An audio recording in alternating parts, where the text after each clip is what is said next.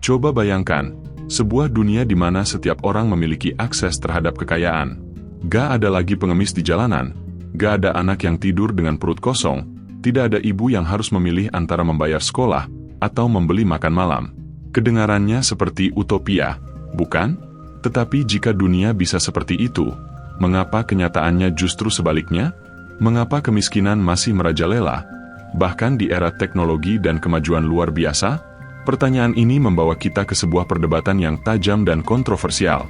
Apakah kemiskinan adalah sesuatu yang alami, atau justru sesuatu yang diciptakan? Lebih jauh lagi, mungkinkah kemiskinan merupakan alat kendali sosial, alat politik, atau bahkan mainan para elit global yang tak pernah merasa cukup? Episode ini kita akan mencoba menelusuri berbagai aspek dari isu ini, dari mitos meritokrasi hingga permainan kekuasaan yang dibungkus dengan jargon ekonomi global. Dengan pendekatan kritis dan analisis tajam, mari kita pertanyakan narasi besar yang selama ini dianggap mutlak, bahwa kemiskinan adalah hasil dari kemalasan individu, dan kekayaan adalah buah kerja keras semata.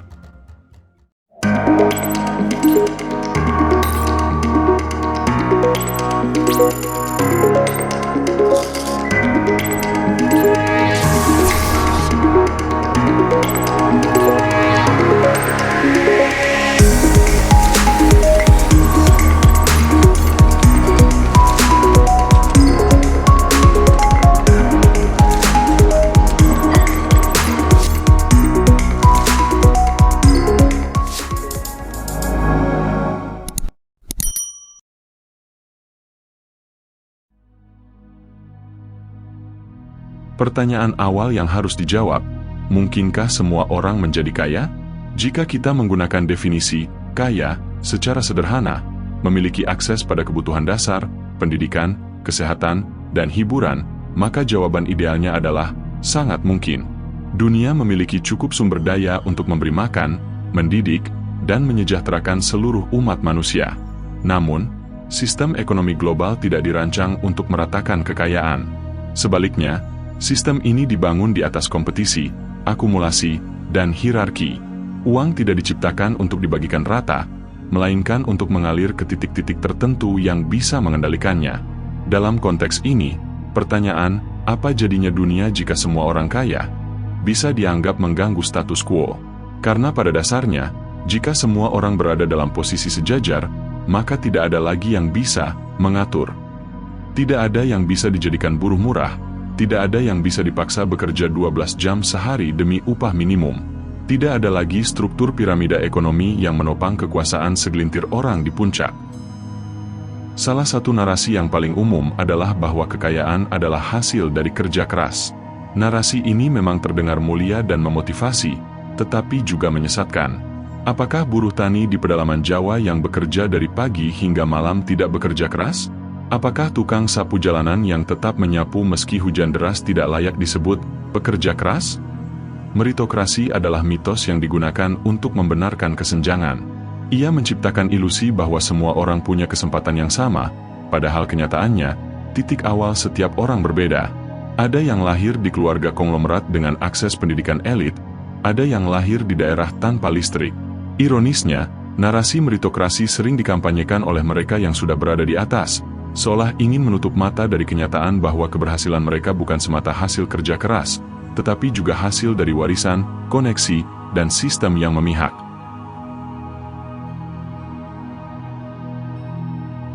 Mari kita lihat dari kacamata struktural. Dalam sistem kapitalisme global, keuntungan perusahaan seringkali bergantung pada biaya tenaga kerja yang murah. Dengan kata lain, keberadaan kelas pekerja miskin adalah bagian dari sistem itu sendiri. Jika semua orang menjadi kaya dan tidak ada lagi yang mau bekerja dengan upah rendah, maka sistem produksi global akan kolaps. Ya, kolaps. Contoh paling nyata bisa dilihat di industri fast fashion atau elektronik. Barang-barang yang kita nikmati dengan harga murah biasanya adalah hasil dari tenaga kerja di negara berkembang yang dibayar sangat rendah. Jika mereka semua naik kelas, maka biaya produksi akan melambung tinggi, dan margin keuntungan perusahaan akan menyusut. Artinya, kemiskinan bukan efek samping dari sistem, melainkan bagian dari desainnya. Bukan bug, tapi fitur.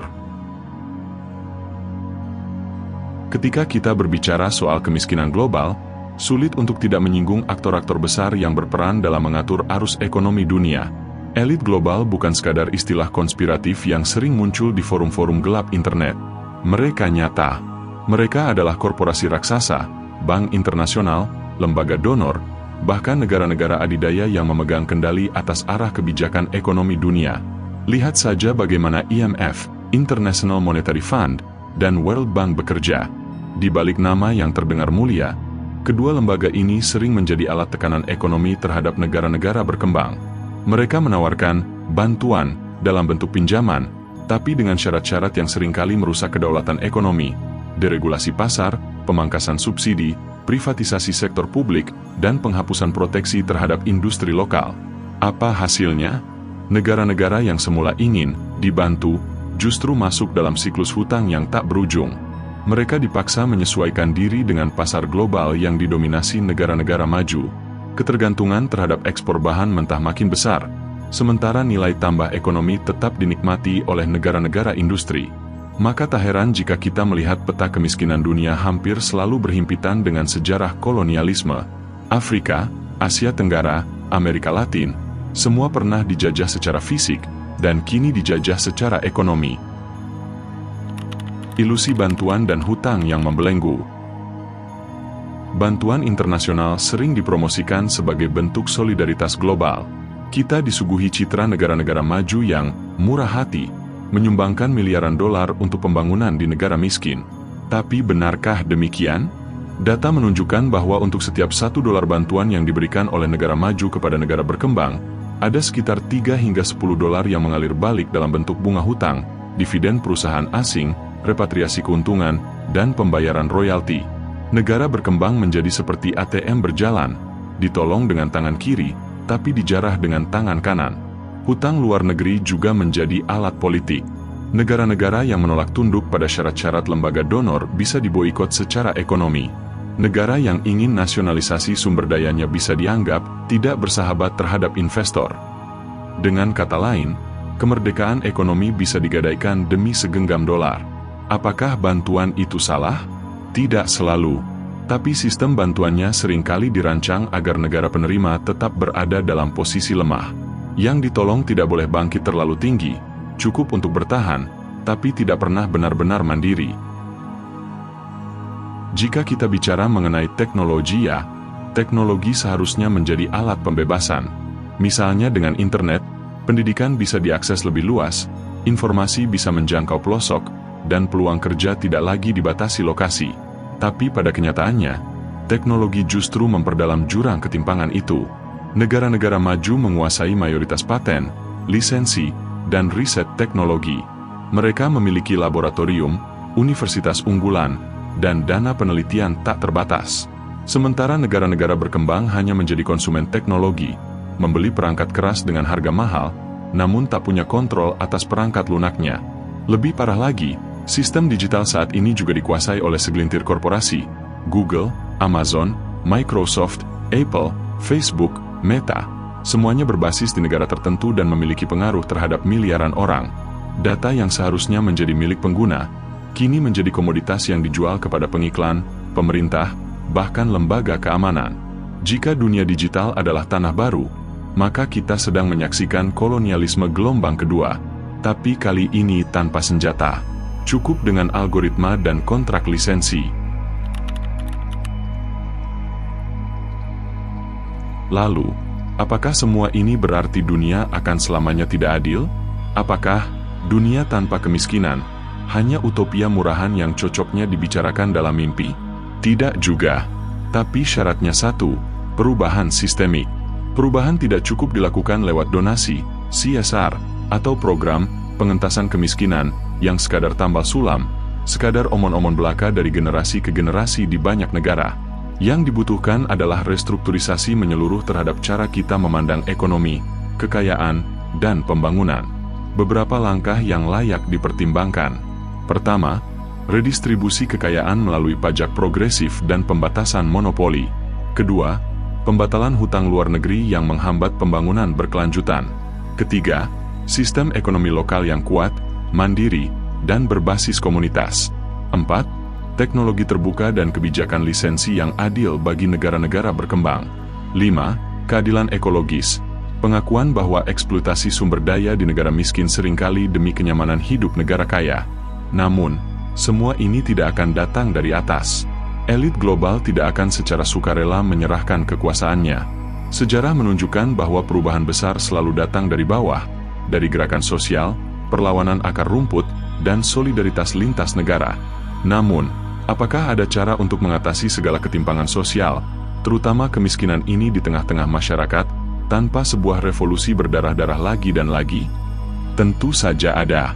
Salah satu yang masuk akal sejauh ini adalah menggunakan regulasi dari satu agama yang selama ini dijadikan momok menakutkan di seluruh dunia, yang dibangun narasi-narasi untuk menjatuhkannya. Apakah itu? Ya, menggunakan cara-cara Islam. Kamu boleh setuju atau tidak, tapi dalam Islam semuanya diatur. Mulai dari hal-hal sekecil kuman sampai sesuatu seluas semesta. Solusi Islam tidak menunggu revolusi berdarah, tetapi dimulai dari kesadaran kolektif, keberanian untuk menata ulang paradigma, dan langkah-langkah nyata dalam ekonomi masyarakat, hukum negara, dan tatanan global. Solusi Islam atas ketimpangan global dan kemiskinan sebenarnya ada begitu kompleks dan fleksibel sesuai perkembangan zaman, agar harta itu tidak hanya beredar di antara orang-orang kaya saja di antara kamu. Begitu kutipan dalam Quran Surah Al-Hasyr ayat 7. Nah, solusi yang pertama, zakat sebagai sistem distribusi kekayaan, bukan sekadar amal. Dalam Islam, zakat bukan amal opsional, tapi kewajiban sistemik. Ia berfungsi sebagai instrumen redistribusi kekayaan secara terstruktur dan langsung. Mari kita lihat Quran Surah At-Taubah ayat 103 yang artinya, ambillah zakat dari harta mereka, guna menyucikan dan membersihkan mereka, dan doakanlah mereka karena sesungguhnya doamu adalah ketentraman bagi mereka. Allah Maha Mendengar lagi Maha Mengetahui. Dalam konteks global hari ini, jika negara muslim menjalankan sistem zakat dengan benar dan transparan, dana triliunan rupiah bisa mengalir langsung untuk memenuhi kebutuhan fakir miskin, memberdayakan usaha kecil, dan memperkuat pendidikan serta kesehatan. Zakat bersifat lokal dan konkret, bukan seperti bantuan internasional yang seringkali bersyarat dan menjebak. Yang kedua, larangan riba, menolak kapitalisme finansial eksploitatif. Salah satu sebab utama kemiskinan buatan adalah sistem riba, bunga bank dan sistem hutang berbunga tinggi. Dalam Islam, riba dilarang keras karena menciptakan ketimpangan dan perbudakan finansial. Kutipan surah Al-Baqarah ayat 275 berbunyi, padahal Allah telah menghalalkan jual beli dan mengharamkan riba. Sistem hutang dunia ketiga kepada IMF dan lembaga internasional sering berakar pada bunga tinggi dan jebakan kredit. Islam menawarkan sistem ekonomi tanpa riba, mengganti bunga dengan sistem bagi hasil, mudharabah, musyarakah, yang lebih adil dan manusiawi. Ketiga, larangan penimbunan dan monopoli. Islam melarang ihtikar, atau penimbunan kekayaan oleh segelintir orang atau korporasi, dan menentang monopoli yang merugikan masyarakat luas. Quran Surah At-Taubah ayat 34 berbunyi, wahai orang-orang yang beriman, sesungguhnya banyak dari para rabi dan rahib benar-benar memakan harta manusia dengan batil serta memalingkan manusia dari jalan Allah. Orang-orang yang menyimpan emas dan perak, tetapi tidak menginfakkannya di jalan Allah, berikanlah kabar gembira kepada mereka, bahwa mereka akan mendapat azab yang pedih. Dalam konteks global, ini artinya sistem ekonomi Islam menolak praktik seperti market manipulation oleh elit global, kepemilikan sumber daya strategis oleh korporasi multinasional, spekulasi mata uang dan pangan yang menyebabkan krisis buatan. Keempat, kepemilikan publik atas sumber daya alam. Dalam Islam, air, api, dan padang rumput, yang interpretasinya meluas ke sumber daya strategis seperti minyak, gas, tambang, dan hutan, adalah milik umum yang tidak boleh dimonopoli oleh negara, apalagi swasta. Dalam hadis riwayat Abu Dawud dan Ahmad disebutkan, kaum muslimin berserikat dalam 3 hal, air, padang rumput, dan api. Maka dalam sistem ekonomi Islam, privatisasi air dan energi oleh korporasi asing atau lokal adalah bentuk kezaliman, serta hasil alam seharusnya dikelola negara untuk kesejahteraan seluruh rakyat, bukan dinikmati segelintir orang atau investor asing.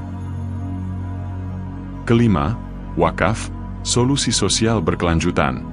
Wakaf adalah bentuk kepemilikan sosial yang tidak hilang di telan waktu. Di masa kejayaan Islam, Wakaf membiayai pendidikan, dari madrasah hingga universitas, rumah sakit, jalan umum, tempat tinggal orang miskin. Wakaf modern dapat berbentuk rumah sakit gratis, lahan pertanian wakaf untuk petani miskin, ataupun saham wakaf di perusahaan produktif. Ini adalah alternatif nyata dan tahan lama bagi bantuan konsumtif yang hanya menyelesaikan masalah jangka pendek. Keenam, prinsip keadilan dan keseimbangan, atau yang disebut mizan. Al-Quran menekankan bahwa dunia ini diciptakan dengan mizan atau timbang rasa, dan tugas manusia adalah menjaga keseimbangan itu. Dalam surah Ar-Rahman ayat 7-8 berbunyi, "Dan langit telah ditinggikannya, dan Dia ciptakan keseimbangan, supaya kamu jangan merusak keseimbangan itu." Artinya, sistem ekonomi Islam menolak bahkan dengan tegas kepada eksploitasi alam yang tak terkendali, gaya hidup boros elit global, serta pembiaran kemiskinan karena dianggap wajar dalam kompetisi. Nah, kira-kira, selama ini apakah aturan inikah yang ditakutkan oleh penguasa dunia atau para elit global? Sehingga mereka mendoktrin dunia untuk membenci Islam? Entahlah. Yang jelas, sistem ekonomi Islam bukan utopia, bukan sekadar sistem moral, tapi tawaran konkret terhadap ketimpangan struktural yang kita hadapi hari ini. Di saat kapitalisme global menumpuk kekayaan dan memproduksi kemiskinan, Islam justru menawarkan distribusi, bukan eksploitasi, keberkahan, bukan keserakahan, dan keadilan, bukan dominasi. Mari kita kembali ke pertanyaan awal. Apa jadinya jika semua orang menjadi kaya? Jawabannya bukan mustahil, tapi mungkin menakutkan bagi mereka yang hari ini menikmati dunia seperti apa adanya. Dunia yang adil akan mengguncang fondasi kekuasaan, membongkar sistem perbankan global, dan memaksa perubahan radikal dalam cara kita hidup dan bekerja. Sejauh ini, kira-kira apakah beneran ada kemiskinan buatan seperti itu? Atau sebuah pembiaran yang tersistem? Apakah kemiskinan adalah produk dari sistem yang dibangun untuk mempertahankan ketimpangan? Lalu, jika begitu, artinya bisa dong diubah jika kita cukup berani membayangkan dunia yang lebih stabil? Jangan lupa like dan share ya ke teman-teman lainnya. Yang belum subscribe silakan subscribe dan nyalakan notifikasinya, agar selalu tahu kapan kita update. Oke guys, sampai jumpa di next episode.